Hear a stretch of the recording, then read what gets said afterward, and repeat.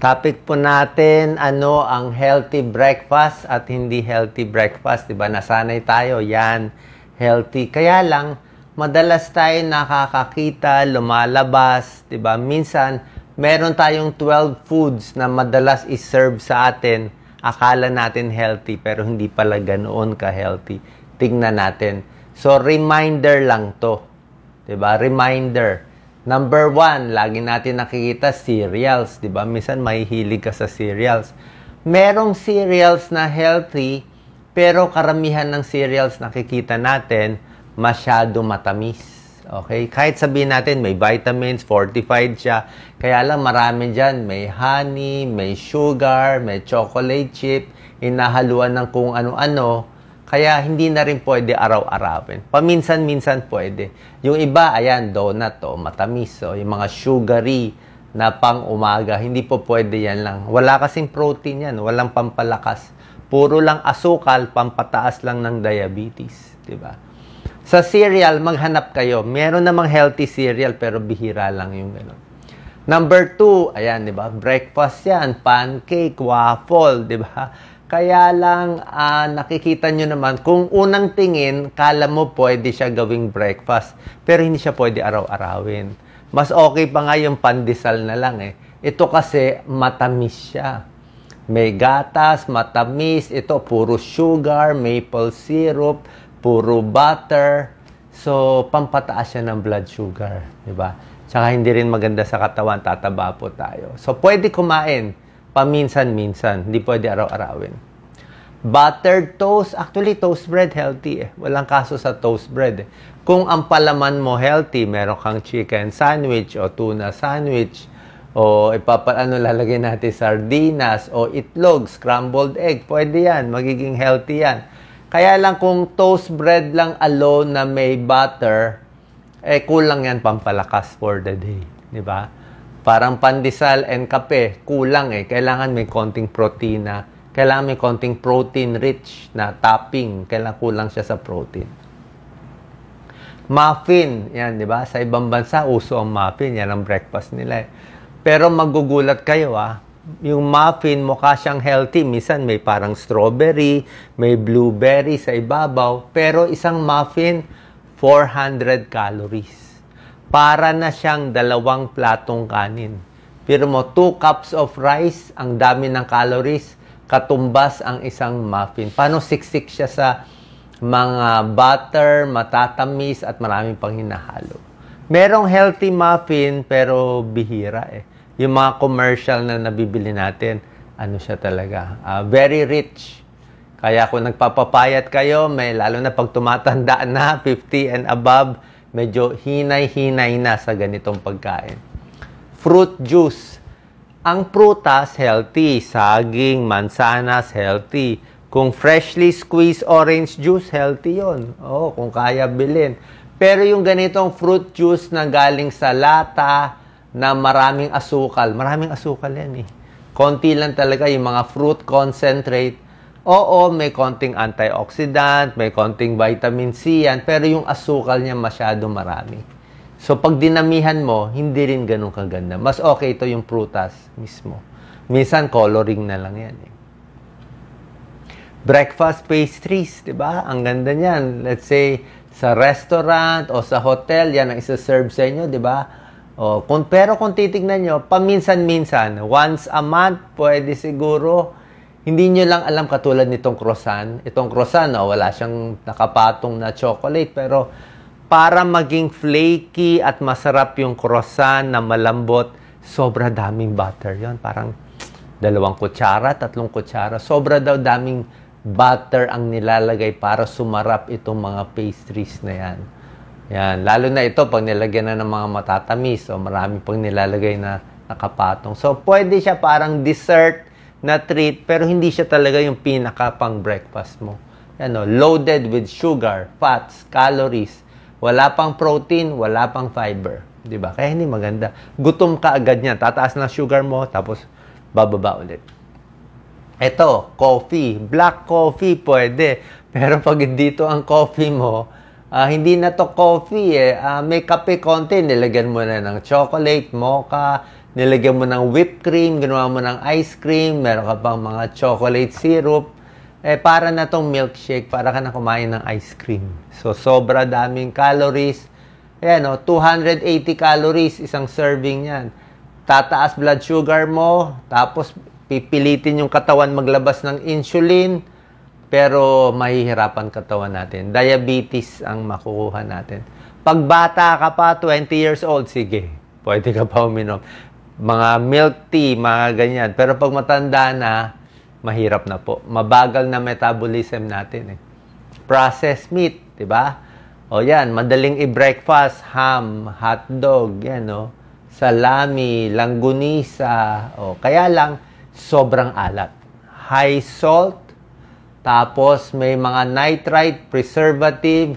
Meron siguro mga mas healthy. Alam ko, meron tayong nakikita yung mga chicken langgunisa o sasabihin nila walang preservative. Siguro a little healthier. Pero yung mga nabibili natin, minsan, hindi po pwede araw-arawin. Hindi ko naman sinasabi huwag kumain, pero dapat limited. Meron din pag-aaral yung mahilig sa processed meat, kasama dito ang bacon, ay mas mataas yung cancer risk. Yan, proven na yan. Higher risk. Hindi naman agad-agad na kumain ka 2 peraso magkaka-cancer, pero yung accumulation. Minsan kasi mindset tayo, ito pang breakfast yan. Ito lang healthy dyan, yung itlog lang sa gitna. Yung mga nabibili natin sa fast food, na mabilisan, fast food dito, fast food dyan, diba? Yung mga bread, ito lang, may health ito, okay ang keso, pero yung mga cheese natin, minsan hindi rin ganun kaganda. Dapat hindi ganun kaganda, ang alam ko.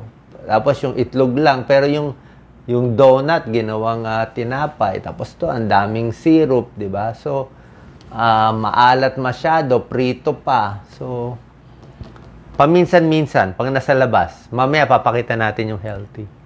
So yung mindset, dapat makita natin, uy, na-remind ako ni Doc, hindi pala pwede yung ganito. Hindi pala pang araw-araw to. Yan, hindi pala pang araw-araw to. Baka kasi nasasanayan nyo na araw-arawin tong mga to. Breakfast bars, kahit maganda nakasulat, tamis pa rin yan, chocolate chip lahat yan Hindi ka pa busog. Hash brown, baked potato, okay. Patatas, okay. Lagay mo sa mechado. Pero yung deep fried yan hash brown So pag prito kasi, lalo na pag laging fried chicken, paminsan-minsan, okay, 1-piece chicken and rice, lahat naman kumakain. Pero pag inaraw-araw mo ang prito, tataas ang inflammation. Inflammation, barado sa puso, barado sa utak, barado sa ugat. Yan ang tuloy-tuloy. Pag nakita mo kasi ito, isipin mo breakfast Kaya lang, paminsan-minsan. Bagel, ito sa Amerika, usong-uso ang bagel. Pero ang bagel, isa sa pinaka-pampataas ng sugar. Isang bagel, ito, ang daming calories, 350. Pero mo, 350 calories ito. Parang 2 platong kanin, mas tinalo pa niya. Sobra kasing siksik Kaya ang recommended sa bagel, kahit sa Amerika, half bagel lang. Yan ang pwede mo kainin, half. Kasi pag isa, busog ka nga, pero pampataas ng sugar. Stick to half a bagel. Tapos yung toppings niya, dapat healthy ilalagay mo. So, yan ang 12 na iwas-iwasan, wag madalas.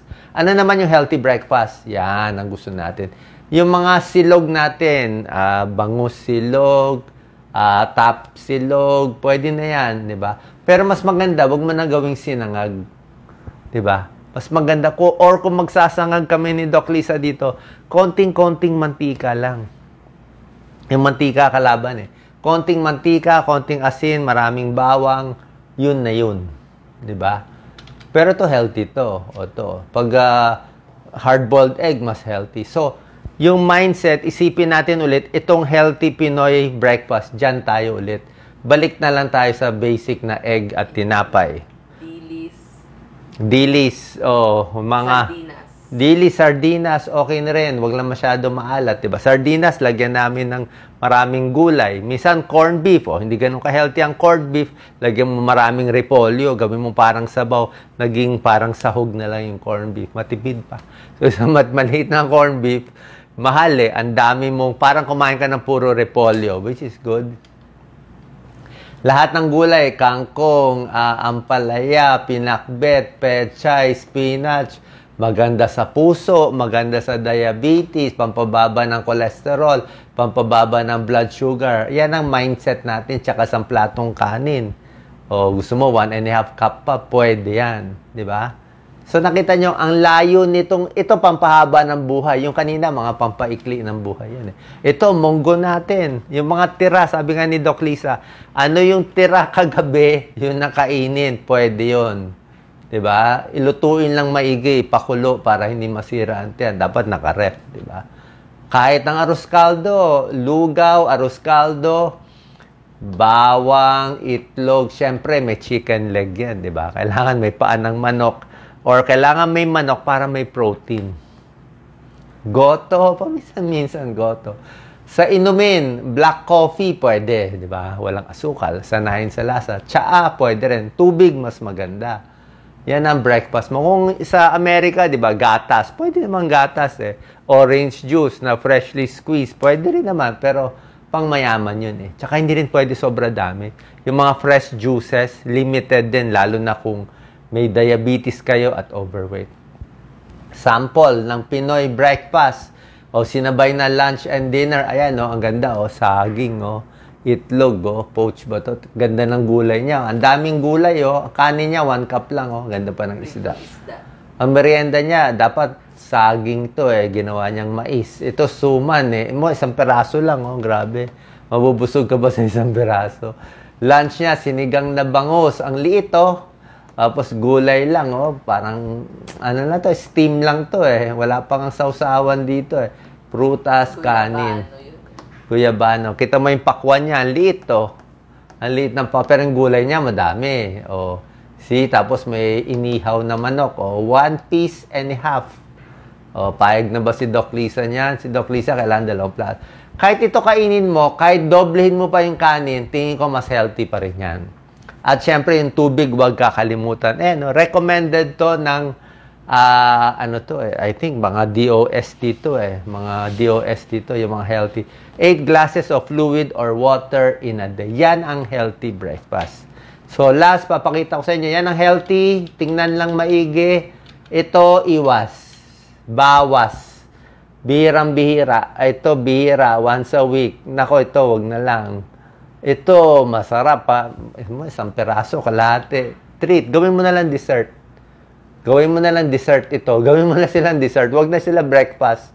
Kasi pang dessert yan talaga. Lalo na to. Kita mo naman, oh. Grabe yung cream. Masarap, diba? So, sana po nakatulong para ma-distinguish nyo ang not so healthy na paminsan-minsan at healthy breakfast. Salamat po.